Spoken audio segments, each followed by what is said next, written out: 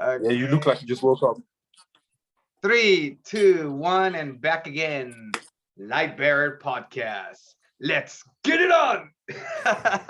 Like the UFC. So yeah, okay. So you barely got it. You forgot, huh? Yeah, I almost forgot. I was in the gym. I took a young lad with me, and I was there showing him around the gym. I felt like a mentor, and then I'm there forgetting that I've got a podcast in about at 10 o'clock. And just in the nick of time, I remembered I ordered a taxi and we rushed over. We can't leave the podcast to not be done. Yeah, It's got to be done. Can't leave empty-handed. Yeah, exactly. How are you, Teresa? I'm good. I was up on the roof today. It's beautiful here. Yeah, so the sun was out. I was like, how's the weather? How's the weather out there though? Because it's pretty cold here right now. Yeah, today it was, it was warm. It was Fahrenheit, it was 60. So I think that's like in the 20s Celsius. Now nice. We're like over here, we're like 3 or 2 Celsius. Yeah, it's low. It's pretty low here in the UK. That's too cold. Pretty cold in the UK too. Very windy around here as well. Extra windy for some reason. Well, windy here too. We got the chill factor going on, and then I'm right next to the beach. And I'm in the middle of a bamboo forest where the sun really doesn't hit very much. So, and then houses here don't have any insulation. So as soon as nothing personal, but you can all keep that cold. Yeah. Normally I can handle, like, I've been adjusting to the cold even more so than people here because of the cold showers that I take. But it's just sometime the cold just says like, nah, I'm gonna get you today. Yep. Like the movie The Warriors. It'd be like, Warriors, come out and play. I'm like, funny enough, I just had a cold shower in the gym as well. You had a what? I had a cold shower as well. Yeah. After the sauna, steam room, and all that stuff. I thought, why not have a cold shower? Really, I turned it to the really ice setting. That sounds divine. Yeah. It woke me up. It woke me up. I do the breathing, like, Teresa, are you aware of Wim Hof? No. I'm gonna send you a link. Okay. To that, and you can experience this. I think once you adapt it to your exercise routine, it's gonna really improve, like, my energy levels, my focus, everything. It's just good. It stimulates your immune system, especially right now where people are walking around with masks over their diapers over their faces, and not getting any fresh air. And they think that that's not gonna catch up. That no, you can breathe. Yeah, you're not getting fresh air. And that's the key to vitality. Didn't you ever read Genesis? And God breathed the breath of life into man. Go ahead, Teresa. What is it? What is it? Is mask wearing still heavy where you guys are? Not in the UK. Good. Here, yeah.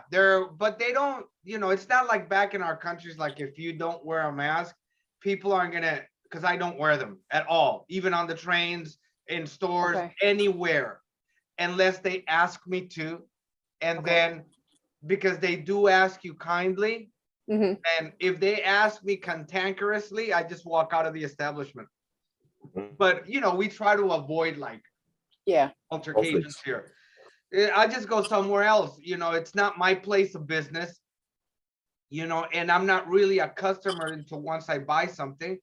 So, I can deal with that. I try not to feel so entitled, but I don't want people as I may get accused of being in the alt-right, but just don't tread on me. That's it. It's a fine line from both sides. Yeah.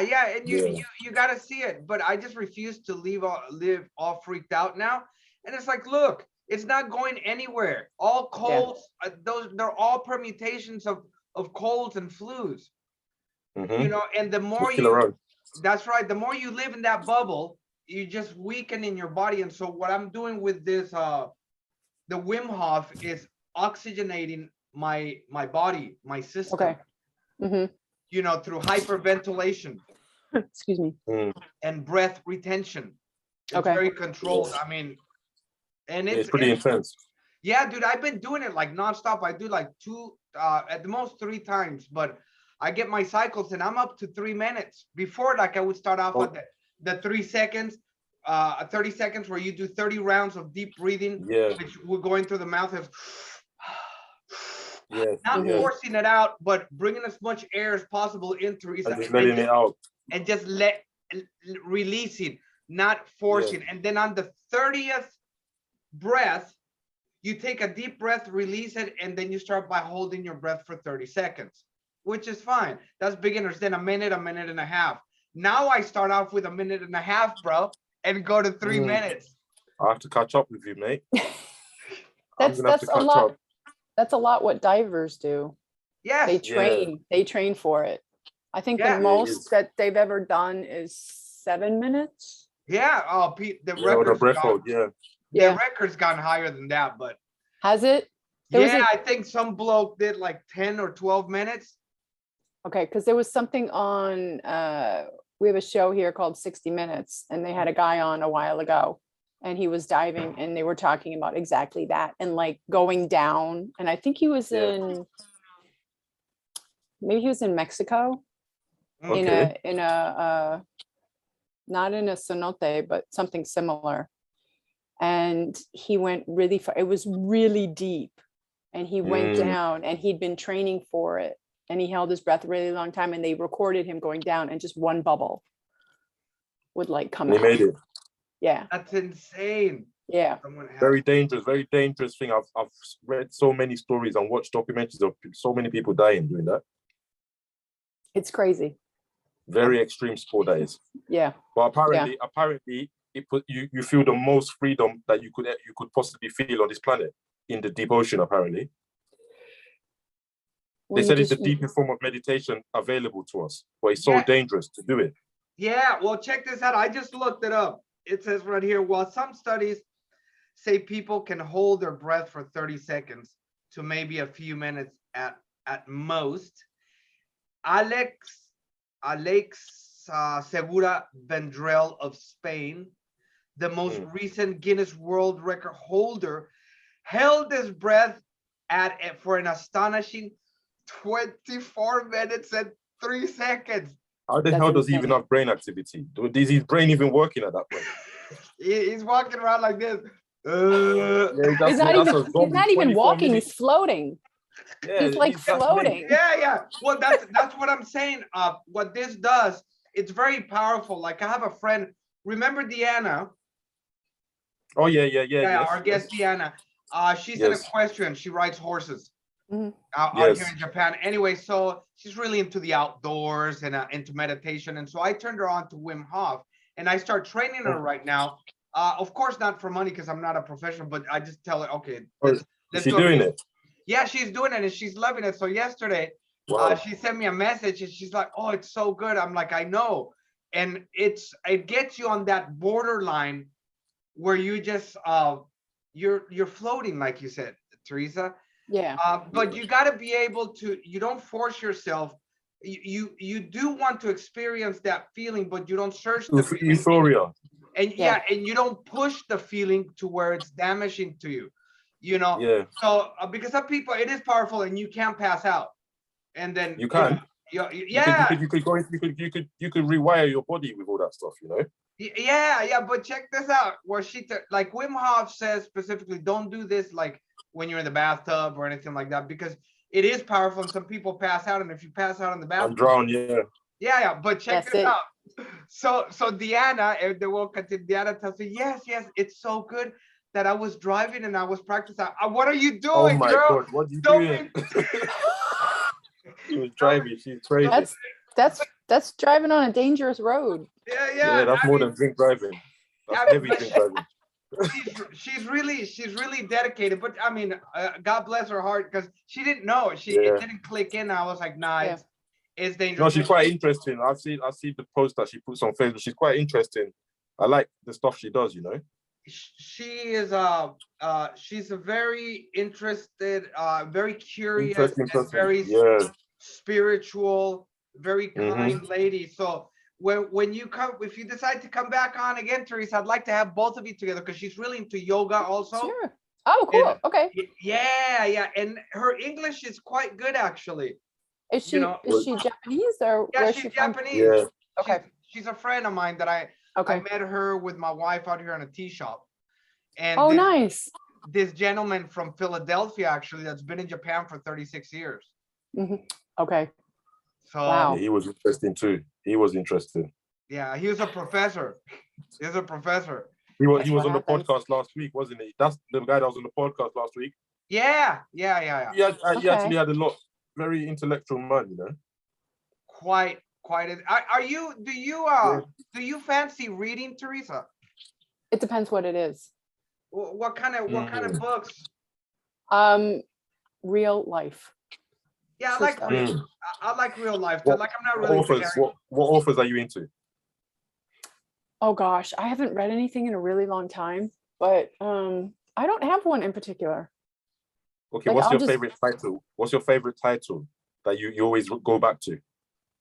I don't know. I don't have one. It's all right. I'll still look at my bookshelf. Didn't mean to put you on the spot. No, it's totally fine. What's the name of I haven't got any particular book that I fancy either. I just read a lot of books sometimes. Yeah. I haven't read for a while though.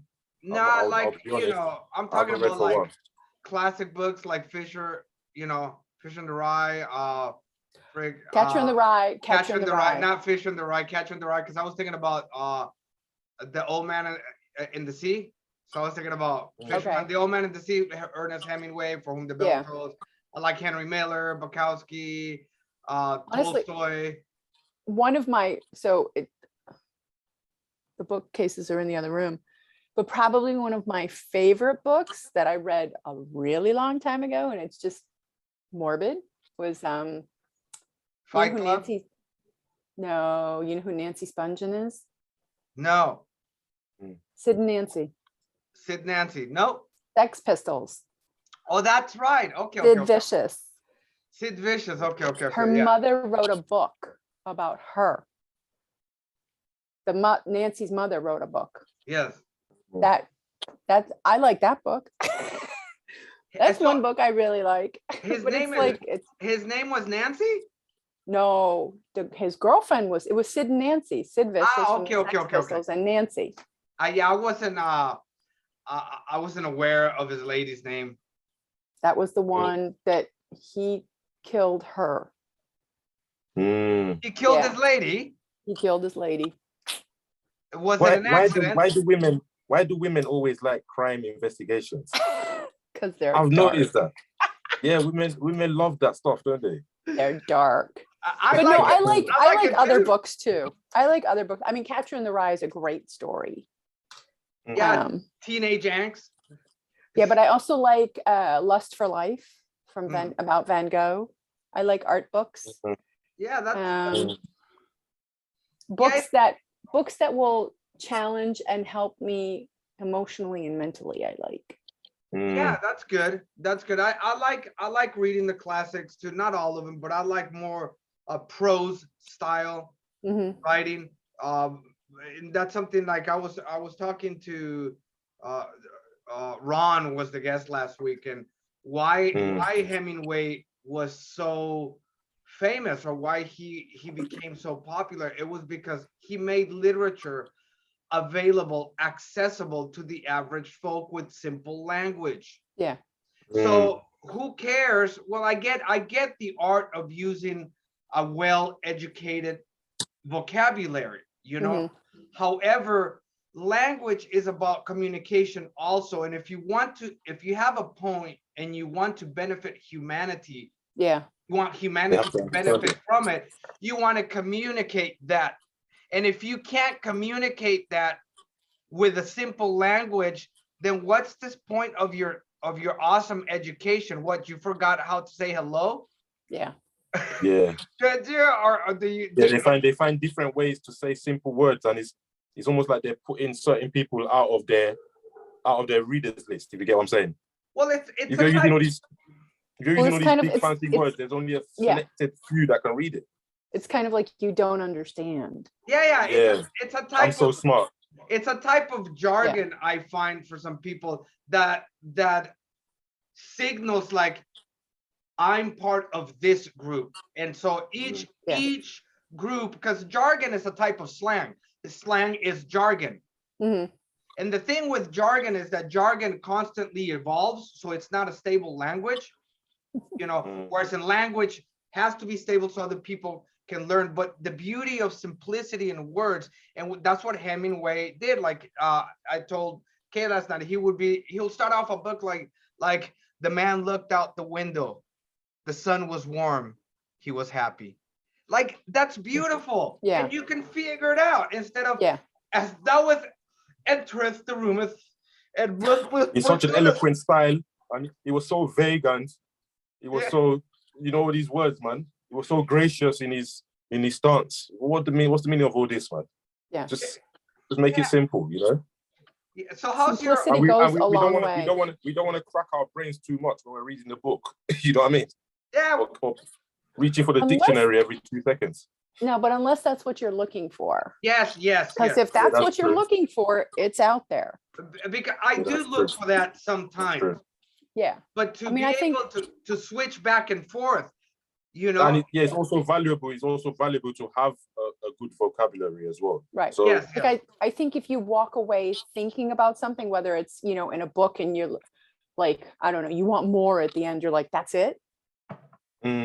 I want more, and it can be an intricate language or it can be a simple language. But if you want more, like you're just like, you're craving it, so I think it depends on which. No, both serve a purpose, but it's nice to have the variety of simplicity or I want to say elegance, but that's not the word. Well, no, I love that kind of language. So I love easy digestion. Easy. The simpler ones are easy to digest, isn't it? Yeah. But I guess my point was that, if you have knowledge, unless you think that this knowledge they're not ready for it, and you just only want a few people directed to a small group of people. Yeah. But that knowledge can, for example, deep philosophical thoughts, where those words can actually benefit other people. But because of their situation, they don't have access to that vocabulary yet. It would be nice. It would be very pragmatic if you give us some, like pragmatic, you can say it could be quite useful. Yeah. Here's a really interesting one. We have, you guys know the musical Hamilton? No, I don't like musicals, but enlighten me. Okay, so there's an actor, I'm so bad with names, but I don't even remember his name, but he's Puerto Rican. And he used to go to Puerto Rico. His grandparents lived there, and he used to go to Puerto Rico when he was younger. Es un boricua. Sí. Okay. And he would go there during the summers, and then he was on a vacation with his wife somewhere, and he was reading about Alexander Hamilton. And he wrote a musical about him, and the musical is rap. Okay. It's rap. So it's all rap. Okay. And so this musical has gotten a ton of Tony Awards, and it's really interesting because it's a piece of history that you can put to the times where people spoke very proper English and everything was thou and this and whatever, but he translated it into rap, which brings it to today's age. Yeah. And the audience that has come to see this, some are like into it and didn't know who Alexander Hamilton was. One of the founding fathers. He took a piece of history and updated it into a language in which people can understand today. And digest, yes. And then he also took a piece of history and brought it into a language which some people are not familiar with today. So he integrated two dynamics for everybody people. Everybody can get it. Right. Like I was talking with my mom about it a couple of weeks ago, and my mom comes from Shakespeare. She's all about Shakespeare. That's what she grew up with. And she couldn't understand how they could do that. And now she's going to see it in a few months. He brought it to the ghetto. He was like, he brought it, right. He raised the bar. This guy, whatever his name is, I don't know if you hear the sirens, but he raised the bar to bring, education to the forefront in a language in which people can understand. Yeah, the people of the present era can understand, because right. you have to appeal to the audience. You can't just speak to them in a language that only you understand. Right. Because it's not going to be attractive. Like if you talk about Hamilton, you might not have sorry, can you hear this? Yeah, it's all right. That's so annoying. New York. That's New York. Yeah, that's the evidence. But anyway, continue, Teresa. It's all right. So yeah, somebody's really in trouble. Someone's in trouble. He's doing the remix. Yeah. He's actually, I think they're going right down the block. So he brought these two dynamics. Like my mother does not listen to rap, right? But the other version that he made. Right, but she's going to that, and she understood. And then for the teenagers, he did a lot of things where the public school systems could come and see the show. Okay. So he gave that opportunity where kids can be like, oh, I get it, and then they learn about history. He became a bridge, a liaison between two. Right. Communication is key, and the communication is a skill. Yes, it is. The art of communication it's not just only language. No. There's a lot more to it. Language takes a different levels, whether it's physical, using your hands, your motion, assessing the person you're talking to, and knowing how they speak, and either going up or down to their level. You know what I mean? Read their language completely. Yes. Read their language completely.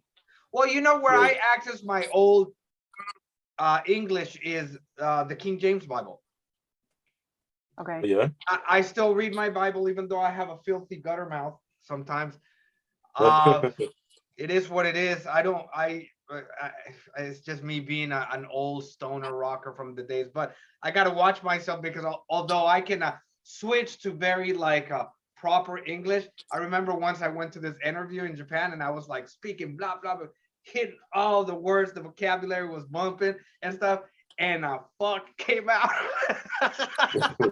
But they didn't catch it. I was able to couch it like I was gonna say, how did they react? They didn't get it. You told them that's the type of furniture. Yeah. I said, what, excuse me, what did you just say, young man? I mean, that's what we call the chairing. That's what we call the chairing where I'm from. Really? I said, futon. Oh yeah. Oh yeah, that's futon. Because we all sleep in futons here. Not many people sleep in beds. We sleep on the floor. And actually, they're meant to be good. Actually, I need to get one of those. Well, it's just a mattress on the floor. Yeah, I know, but I like that thing, that the futon. I've been trying to get one, but over here in the West, they charge too much for them. Yeah, man. You get one here for like about 2,000 yen, which is about 20 bucks, 20 quid or 50 quid, like a proper one. And so we just roll them up or fold them, and we'll air them out first, and then we'll put them in the closet.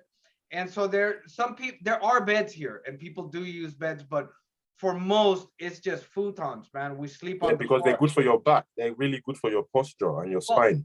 I've become accustomed to it, Teresa. So when I went back to the States and went to a hotel with my sister. Yeah. Even the hotels here, like I can't sleep on the beds. I just I take a sleeping bag just in case, and then throw it on the ground with my yoga mat, and then pass out. Yeah, I do that as well. I sleep on a yoga mat as well a lot of times. I can't do that. It's too much on my back. Really? Yeah. I mean, I can't sleep on. If I have to, I can, but I cannot sleep on a hard. Yeah, because the science behind it. When you sleep on the floor, your muscles get a chance to rest, and all the pressure is on your spine. Yeah, I can't take because when you sleep on a bed, all the pressure is on your muscles. Your muscles are still adapting to the squishiness. but on the floor, it's all spine. I don't It's all I don't spine. have a squeaky. I don't have a squeaky bed. No, he said to the squeeziness. The squishiness. Yeah, the squishiness. I thought you said squeaky. No. What have you done to Hey, what's going on in there? No, you know what works really well is the for me, the foam ones, the very thick foam, which I guess you could consider like a futon, but it's a very dense foam. Dense so foam, that it, okay. yeah, so that it curves to my spine. It's kind of, don't they call it like the smart foam where it adapts to your body? They got all kinds of names. It depends on memory the foam. yeah. Well, if it's that smart, I'll be like, hey, can you go pick up some groceries? Why don't you adapt to that? Yeah. Yeah, can't. So how's your training going, Teresa? Good. Oh, I didn't do anything today. I mean, do you mean like in terms of just me training or training my clients? You Or training both. like both, but a little bit of as we all have our little journey in training. For me, it's always about like discovering something new with my body, whether it's the breath and movement connection, because I synchronize my breathing.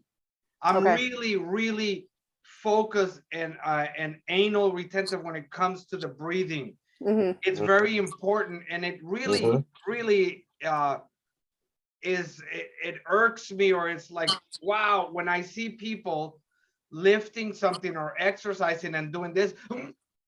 Yeah, that makes no sense. Like, are you kidding me, mate? Yeah. Where are you going with that? You know you're gonna get an aneurysm. You know. know. Yeah, I see people even like when they deadlift, and it's like, and I'm like, well, you've seen people pass out. Hey, keep it going, mate. I need to go get some water. Excuse me. Okay. Yeah, the deadlift is notorious for taking people's souls. Yeah, I like that. I like that. Yeah, I don't get it. And I even ask people, like, when people wear the belts, it's to brace their back so that, but you're supposed to be creating you're supposed to have abdominal a strong enough, engagement. you're supposed to have exactly. They're not strong enough to lift the weight. So it's ego lifting, I think. Yeah, but I think some parts are, but I don't think lifting that heavy. I don't think you have to lift that heavy if you need to wear the back brace, any type of support. Yes. So I always find that interesting. I don't believe in all those supports, because if you keep using supports, then those joints are not getting the stimulation. They become then you're cheating. Weaker. You're cheating them. And you're cheating them. You're not really getting the tendons. You're taxing your body. But anyway, so as the Bull Worker has released a new model, which is really smooth. It's an awesome progression. They really worked out all the kinks and the details. And so you're able to, what I call, based off dynamic tension, dynamic, and movement. So I call them, they call it isomotion, right? Isometric motion. I call it dynamic contractions. Where what they did too is they made available, before the lightest spring was white. And now they Teresa, have you ever used a Bull Worker before, Teresa? No, but I think we talked about it last time. This is an amazing thing for your tendon strength. It really, really builds your body from the root level. I can vouch for that. I can vouch for that. It is true. And I haven't got that latest model yet, but I have the older versions, and they are very good. It's amazing. So what's in here, Teresa, is you increase the tension by changing the springs. And so now they have the latest spring is a blue spring, which they're able to make it a little lighter. And so that really helps in doing the isometric motion, or dynamic contraction. Well, for example, if I want to work on my upper chest, I'm doing these contractions, pressing. Right? A lot of people do this, but I adapt movements like I'm actually at the gym lifting, and as I go down, I release. But also, you're able to keep it contracted by doing an isometric contraction and then moving it like that. And so I've been really exploring that and have experienced like a real surge in strength, where it has translated into my pull-ups. Go ahead. You know when they say when they're talking about being healthy, they say your muscles are very elastic, isn't it? You see, when you've got really good muscles, they're really elastic, and you can compare that to resistant bands, can't you? Yeah, they're supple. They should be supple. Yeah, and then you also hear that. You also hear when they say he's got a spring in his feet, he's got a spring in his step. He's very springy and bouncy. So that's where the springs, think like the ball worker. So if you train with elastics, sorry, go ahead. No, go ahead. Go ahead. So I was going to say, if you train with things like resistant bands and springs, anything like, like a mini trampoline, you're jumping on springs, aren't you? Yeah. Anything spring loaded is very easy on the joints. Anything elastic is very easy on the joints. Yeah. You know, and you get a lot of it's like the Pilates, if you're familiar with the Pilates reformer. Yes. Or the towers. Pilates. It's a lot of springboard stuff. Yes, and the coils. Right, and the coils have different tension. Well, you know, I'm kind of ignorant. Like I almost bought one of those before. I almost bought one of those tables. They're no joke. Yeah, they're no joke. I'm a little bit ignorant to and probably I have, you know, like Pilates is just yoga with more intensity.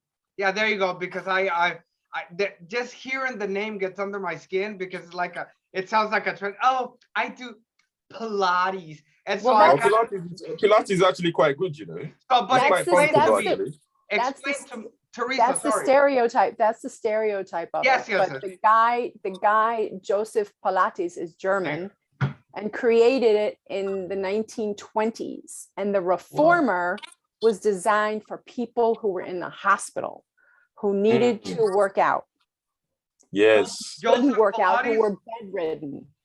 Joseph Pilates, Pilates. Yep. Okay. And a lot of dancers do it. I got certified in. It is no joke. It's serious stuff, man. I could crush anyone with the ab series. Yeah. Okay, here we go. No reformer involved. Serious stuff. Yeah. He was German. Joseph Hubertus Pilates, born on 9th of December 1883, passed away in 1967, was a German physical trainer credited with inventing and promoting the Pilates method of physical fitness. And like I said, through my own ignorance. So that's why what I wanted to say is, for those who don't know where Pilates came from, because a lot of people just see it like, oh, it's something new. It's kind of like the mace. No, that's actually quite old when you think about it. 1920. 1920 is a long time ago. It's 100 years old. Over 100 years. It's over 100 years now. 102. But it's the stereotype is that it's there you go. You know, those are the people that do it, but I'm not one of those people. And I got certified in that Pilates because it gave me the feeling to feel normal. Don't you think stereotypes can stop people from getting experiences sometimes? Yeah. Sometimes, sure. Yeah. Yes. It can really, when they tell you, ballet is for girls. I doubt all the guys, some guys wanted to learn ballet and they could have been great dancers. You don't know. Well, Schwarzenegger. Mikhail Baryshnikov. Well, Schwarzenegger, Schwarzenegger. Yep. Schwarzenegger took ballet. A ballet instructor told him, if you take ballet, you'll be able to get better poses. And of course. The football players, they used to have the football players do it. The American football players. Yeah. Well, that's not. There you go. Football. Lomachenko, world champion boxer. His dad took him out of boxing and made him do Ukrainian dancing, and he's like ballet for about 7 years. Well, hey, Teresa, it's funny because a friend of mine is saying he passed away, but he was he's a good friend of mine out here in Japan. He passed away to alcoholism, but we used to have you play with the devil and you're gonna get roasted. You're gonna meet the devil. Yeah, exactly. Actually. And I think we're all guilty of getting a little bit too close to Satanas, Of course, it's pleasure, the Lord of pleasure. But anyway, I've never really been into like group sports. And especially, I never really got into American football, but being out here in Japan, you don't see it that much. And so when it would come out, like, the Raiders were playing this or whatever, so we will watch a little bit. of the replays and stuff like that, and we would see like the way they would do these amazing moves. Like they're huge, they run so fast, and they got this ball, and then suddenly they would just miss something and literally just kind of go like this, like a hummingbird with their feet, like yeah. And then my friend was, look at that motherfucker. See, people don't appreciate the beauty of football. These motherfuckers will go like 70 miles an hour running and then stop on a dime and do a pirouette and get a touchdown. And grace. That's funny. And there is a grace. There's an elegance in it. Yeah. And now that you say ballet, I can see, you know, with yes. Well, then back then it was stereotyped as you're going to be a poof to do that, you know. Mm-hmm.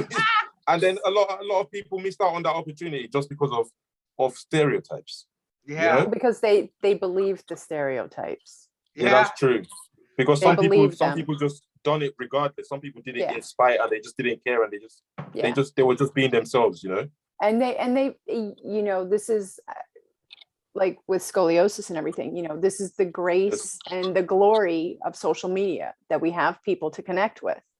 Yes. But at that time, you know, if you were a guy and you wanted to be to get into ballet, and you were looked at as a poof or a puff, and it was like, I don't want to be that, and didn't have that camaraderie with somebody who, you know, who wanted to also be a male dancer. And if you wanted to be a male dancer and you weren't gay, that was a whole other issue. That was a big problem. Because the male dancers, I'm going to say the majority of that time, might have been gay. Yes. So it was like, okay, I'm a male dancer, I'm not gay, but I want to dance. But I can't, because if I dance, then everybody's going to think I'm gay. But I'm not. I'm gay because most of them, exactly. So you're kind of like, So then we have to come to a point. So then we must come to a point at some point where we just forget about social conditioning and just do what the heart wants to do. Yeah, I guess so. But I saw this guy. I don't know if you guys seen this on Facebook. Where this guy, he's like well-built bloke, very masculine, and they post this on Facebook and say, this guy is so confident with himself that this is the way he likes to dress, and he's not gay. He's just doing it because he feels comfortable, right? So I got a few doubt on that. Not so much about him being gay, but he's wearing he wears a skirt and high heels like pumps, and you know, like a female suit, and he goes to work, and then I'm thinking, well, you can't tell me that feels good to walk in those pumps. Because not even women think they feel. No, and if you tell me that you're not doing it for attention, I can accept it. If you want to get attention and you're trying to get male attention too, because a lot of females went out there like, nah, he's even carrying like a proper person, stuff like that. A lot of the females like, if that was my husband, I'd be tripping because he's looking for some kind of attention, especially male attention, you know. But whatever, just come with it and be real. But he might, how about if he wasn't even looking for no attention? How about if he just thought, I want to wear a skirt, and despite what people are going to think, I'm just going to do it. Do you know what I mean? We've got some people just like that. They've not even got an intention. They just want to do something. Well, and that's great. But when you start plastering it all over Facebook, say, oh, I'm not looking for attention. Look at me. And it's of course, that's attention seeking. Well, if you're not, then don't advertise it. Yeah, that's true. That's also true. That's true. You do your shit. Rock your pump. Yeah, you don't need to announce it. You should just carry on wearing the dresses. Why are you telling them? Why are you showing us you wearing the dress now? That's when it's attention seeking. That's what I'm saying. But that's right.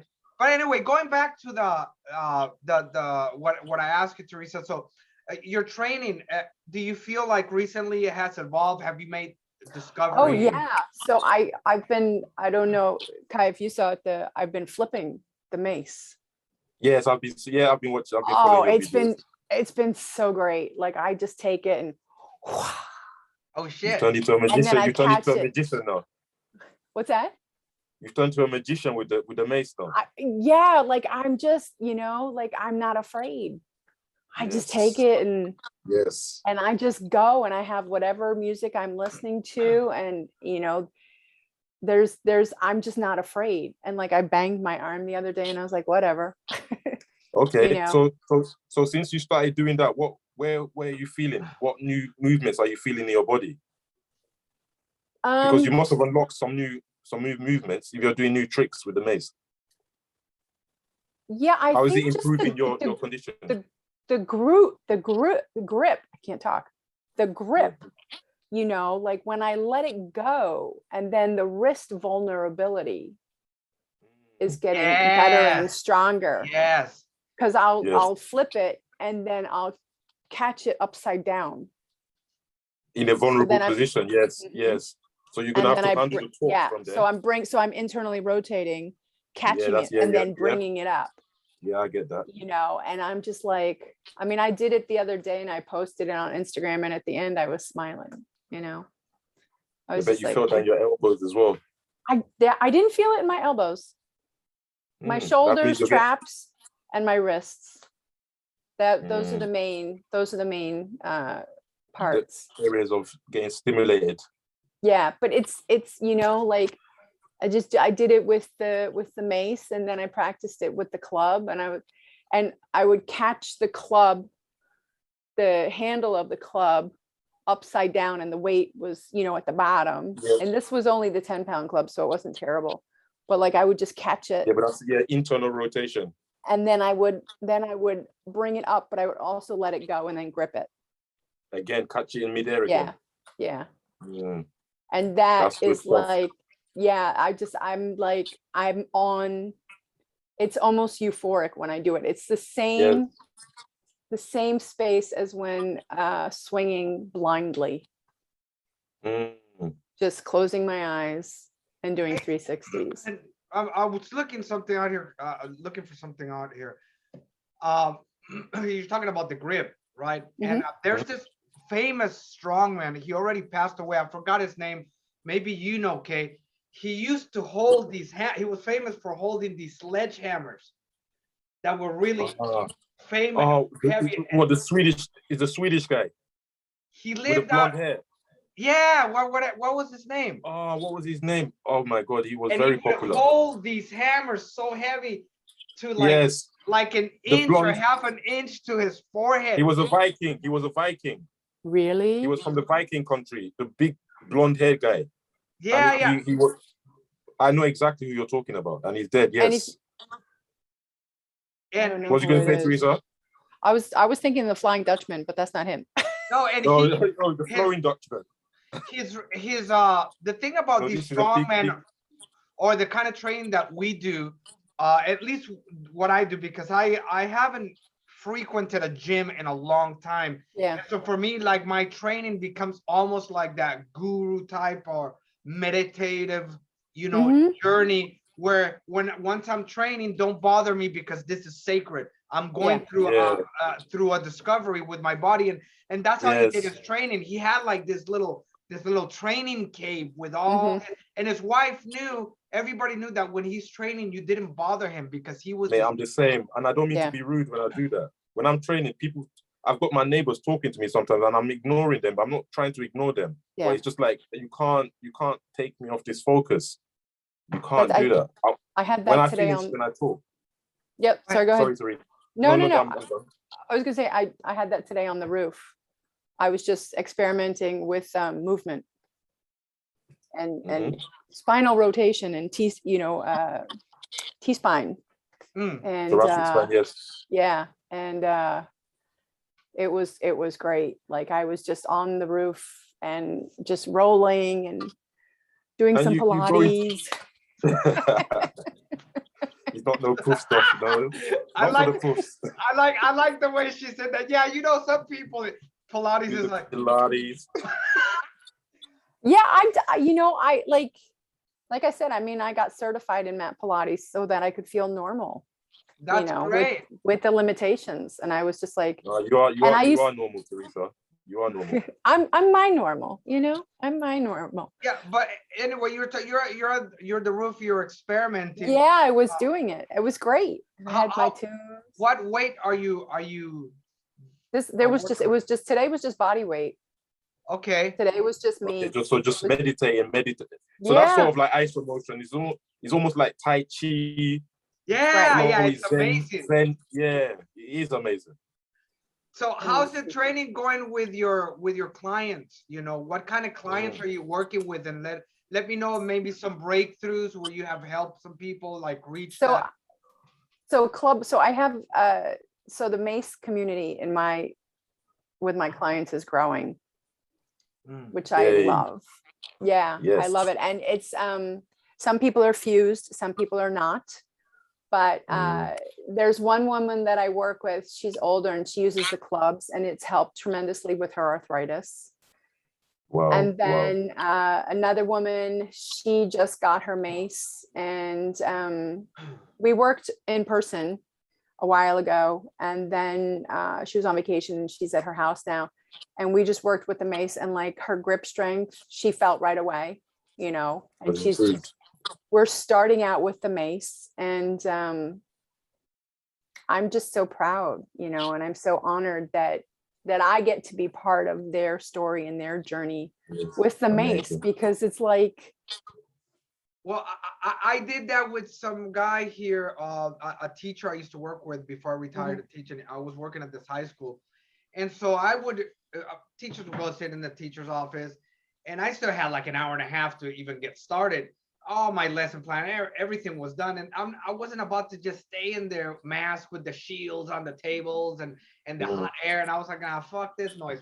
And so I take my bulwark everywhere I go or just find things to work out on. And I noticed like the guy next to me, he used to be a judo instructor, but he was a quite young guy. He's about 31 or 30 years old. But, you know, he started looking like Humpty Dumpty, dude. And I was just like, bro, you know, you're always eating those snacks and stuff. Why don't you train? You do judo, you know, come on, you know, take care of your body. And so he ended up coming. I ended up selling him a bulwark and encouraging him to it. And so he still wasn't taking it seriously or taking his diet. You know, I was like, you know, the bulwarker's not the Mona Lisa, bro. You don't keep it on your wall and stare at it. You know, you gotta dance. This Mona wants to dance. You know, and so one day he comes to school and he's like, the doctor told me I have gout because my foot is swollen. And I said, I told you, bro. I said, but don't worry, you can reverse that. It's not bad. You're still quite young, so your body will bounce back if you give it the proper nutrition and the proper activities and take care of it. And within a month, dude, he went on the keto diet. Well, not keto diet, on a little bit. And then he started fasting in the mornings. And then he started doing his exercise routine. And within, let's say 2 months, within 2 months, he lost about 10 kilos, bro. Wow. That's impressive. And his gout went away, dude. And the fact that he told me that's why what you're saying, you feel so proud. The reason why I like sharing this, but at the same time, I value what I know. I value the craft. I call it the craft, which is fitness. I value the craft. So I don't like people wasting my time because I'm giving you a piece of gold for free. I teach people for free. That's because I have another job, you know? And so I share it. And when he came back with that story, you feel proud, like you said, Teresa, to be part of his transformation. Yeah. And to be part of something that works, to be part of something that's positive, something that's improving lives, something that's empowering people, something that's putting a smile on people's face. You know? Something that's lifelong. Yes. We don't want to be the part of someone's destruction. We want to be part of their growth. We want to be part of their growth. Yeah, I was. Teresa, sorry, go ahead. I was just gonna say, like, you know, we give people the tools. About how many students do you have? 11. Okay. Do you teach them all at once or separately? No, these are all one-on-ones. That's awesome. And none of them. 2 of them. Well, one of them is in. No, 2 of them are in New York right now. Everybody else is. I have somebody in Alaska. I have somebody in Iowa City. I have somebody in Colorado, Washington State, Michigan. So it's online. You do these online then? It's all online, yeah. Well, I'm sure you might have one person. I have 2 people in New York, but I see 1 in person. And that's the woman who has arthritis who uses the clubs. That's Okay. great. So, And how is it? It feels like, it must feel good when you see them come into your thing the first time. They've got all these pains and all these complaints, and then, you know, over the months, seeing them walking with more freedom, more confidence, you know, asking for more challenges. It's the confidence, it's the empowerment. Like there's a woman who lives in Washington. Real quick, Teresa, real quick. Okay, I'm gonna use the powder room. So continue. Go ahead. Take off where you left off, Teresa. You Continue. just gotta go like this to get rosy cheeks. Right. Go ahead. Pinch them. Keep it going. How you're talking. Continue where you were going from, Teresa. Yeah. So somebody, she lives in Washington State, and I've posted her a couple of times. She's fused, Clea, and she was she's going to be posted again soon, but she would have shoulder and neck pain, and she started with a mace, and she started with a broom, and she's now using a 7-pound mace, has no pain. Wow. And said that her husband can see her muscles for the first time. And she's been fused for like 14 years. 14 years. Where is she fused? I'm not sure. But somewhere I can never. Yeah, I mean, I can never remember. But she also has other health issues. Yeah, we normally do. Once we fused, it's not just the fusion, is it? Yeah. Well, she had health issues prior to the scoliosis. They found the scoliosis because of her other health issues. That much I remember. But she's moving with the mace, and she's swinging a 7-pounder, and I'm like, Yeah, the mace. This is awesome. The mace is something that you can really put faith in, man. It's a real tool. Yeah, and this is such a small world. I mean, especially for us because of being fused. Mm-hmm. With the mace, like there can be so much fear behind using this. But even I spoke to a Schroth specialist, and she was even saying, like, I wish more people who are fused would use the mace. And I'm like, that's, but it's the fear. It's the fear. It's once they can get over the fear, but they need, that's why they need people. That's why they need people like you and me. Yeah. To show them. And it takes it, the conversation. The conversation needs to happen. And, like, I mean, I've done it with people who have just used brooms, and I'm like, this is not about your ego, and people say like, it's, you're a badass. And it's like, but I'm not. Yeah. They don't see, I'm anything but. Yes. They don't see the struggles. Sometimes they see me swinging the mace or doing my rope thing, and they think you're so cool. You don't know how hard or the struggle that I'm going through. Yeah. To do that. And it's like, I'm swinging the mace because it brings me to a level of vulnerability. There's no ego unless I flip it and then catch it. And then I'm like, okay. But it's like, but you just kind of smile at yourself of like, look what I did. But it's not about being a badass, and if you hit yourself, you're like, okay, that'll remind you. Right. You remind you that you're still That'll remind you. It'll bring you back. It's like it'll humble you just that much, Right. It's like, I mean, I don't have a bruise yet, but I'm waiting. No, you should be fine. They do hit you sometimes, but they're never as bad as people think. When the mace does hit you, it's hit me a few times and it's never been fatal. It's not, And it's like, what? Yeah, it's just like, you just do it, and I don't want to say roll with the punches, but just like let your fear go, Yeah. Mm-hmm. And roll with the punches. Yeah, roll with the punches. You know what I'd like to do, if you're able to, because this, we're talking about the maze, we're talking about fitness. We had a nice shooting the breeze or shooting the shit today, which is great. The conversation just flows. Free flowing, I really, what I'd like to do, again, when you have time, we'd like to bring you back on for one specific thing. I would like you to show people what the maze is and give us an example, and so that maybe it might inspire other people. And anybody out there that's watching Teresa, Touche or Touche, I'm being a however you want. T3 fit. She's an instructor that overcame a disability with her spine, a very severe form of scoliosis.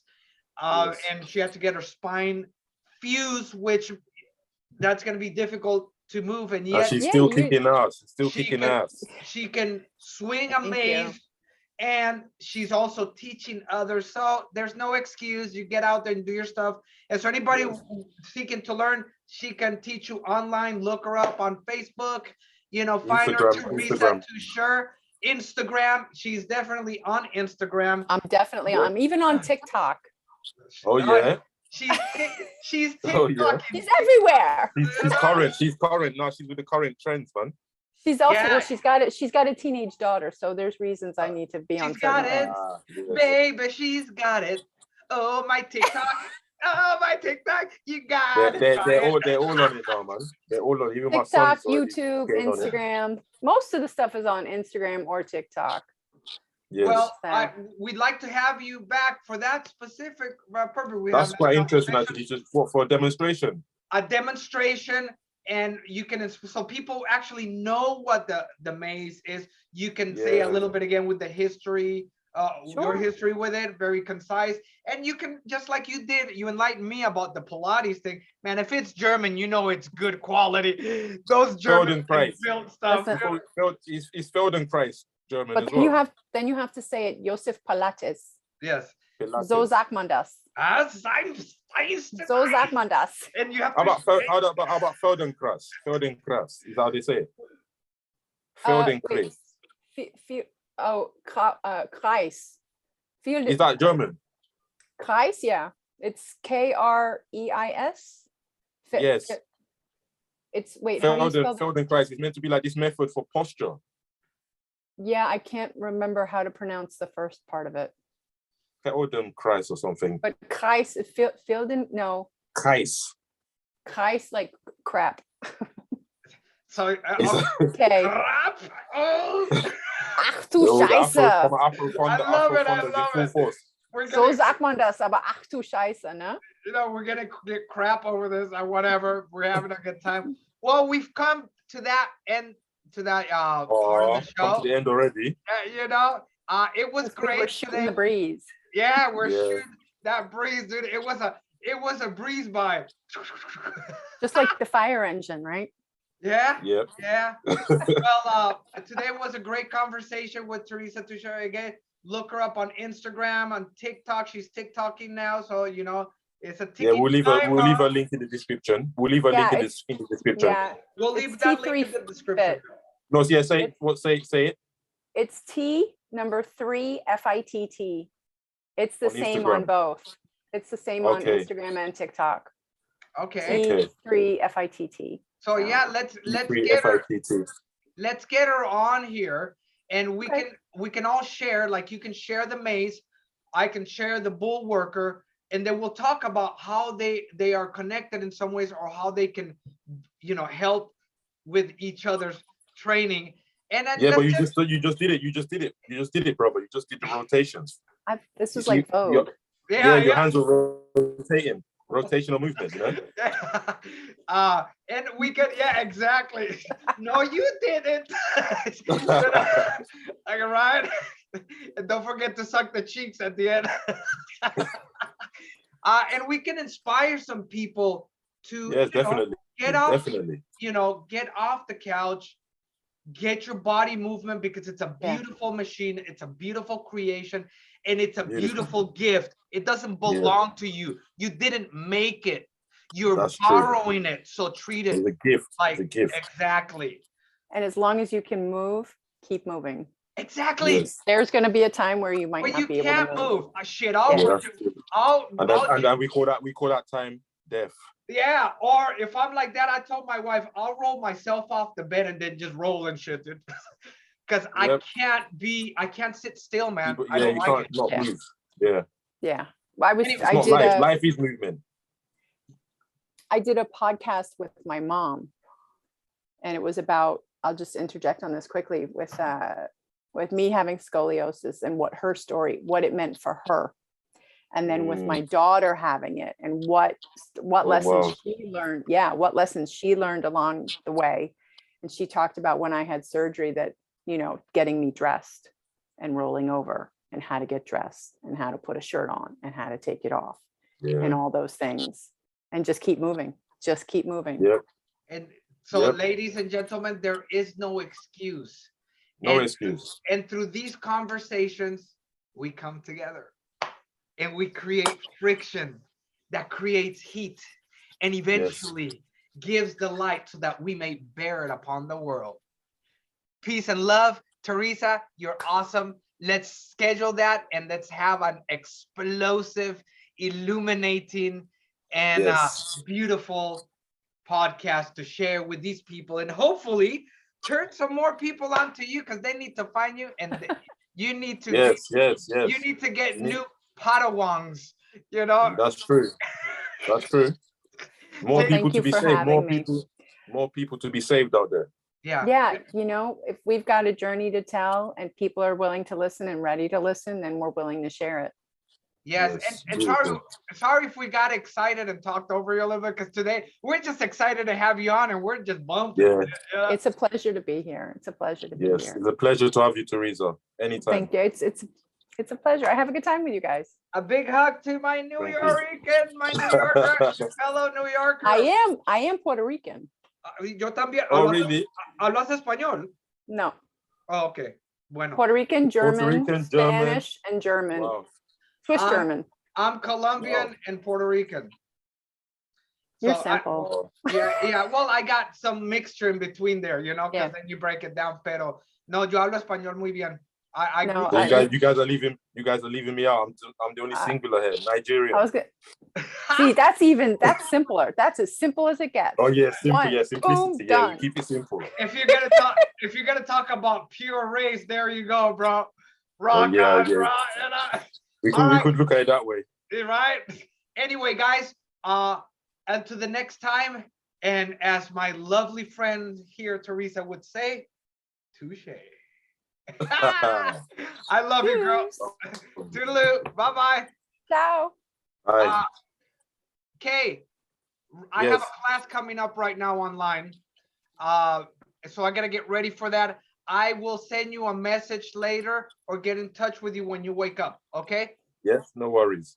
This was great. I loved it. I lost it. You see, I didn't fall asleep during this one. Yeah, no, it's great. No, because it was interesting. We had a good talk, man. We shot the shit. We gotta set one up like that, kind of like we've done the bull worker. Now we're gonna do like in between training. Yeah, yes. So, and all the other stuff. Like I can bust out with the S3. She can do the base, and now you're swinging clubs. So bring the clubs, and then we'll talk about. I could bring the rope. Yes, whatever. I got different things. Yeah, and we all contribute something, and keep on bearing that light, bro. All right, brother. Yes. I love you. Love, brother. Okay. Cheers, man. Yeah, cheers, brother.